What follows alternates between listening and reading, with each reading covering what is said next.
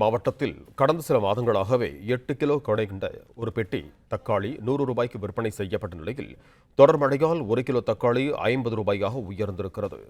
இது தொடர்பான கூடுதல் விவரங்களோடு இணைகிறார் எமது செய்தியாளர் சத்யா. வணக்கம் சத்யா, உங்களிடம் இருக்கும் தகவல்களை சொல்லுங்க. வணக்கம்.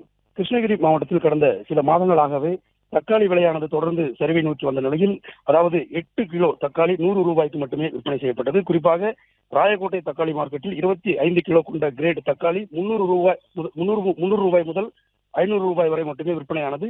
இந்த நிலையில் கிருஷ்ணகிரி, ஓசூர், ராயக்கோட்டை, வேப்பனப்பள்ளி, பர்கூர் உள்ளிட்ட பல்வேறு பகுதிகளில் கடந்த சில தினங்களாகவே பரவலாக மழை பெய்து வருகிறது.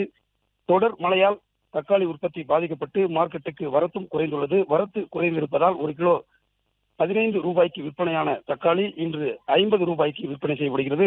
ராயக்கோட்டை தக்காளி மார்க்கெட்டில் 25 கிலோ கொண்ட கிரேட் தக்காளி இன்று 800 ரூபாய் முதல் 1000 ரூபாய் வரை விற்பனையாகிறது. மாவட்டத்தில் மழை தொடர்ந்தால் மேலும் தக்காளியின் விலை உயர வாய்ப்புள்ளதாகவும் விவசாயிகள் தெரிவித்தனர். மேலும் தக்காளி 1 கிலோ 50 ரூபாய்க்கு விற்பனையாவதால் விவசாயிகள் மகிழ்ச்சி அடைந்துள்ளனர். பிளே ஸ்டோர் மற்றும் ஆப் ஸ்டோரில் இருந்து பாலிமர் செயலியை QR கோடு மூலம் பதிவிறக்கம் செய்யுங்கள். செய்திகளை உடனுக்குடன் பெறுங்கள்.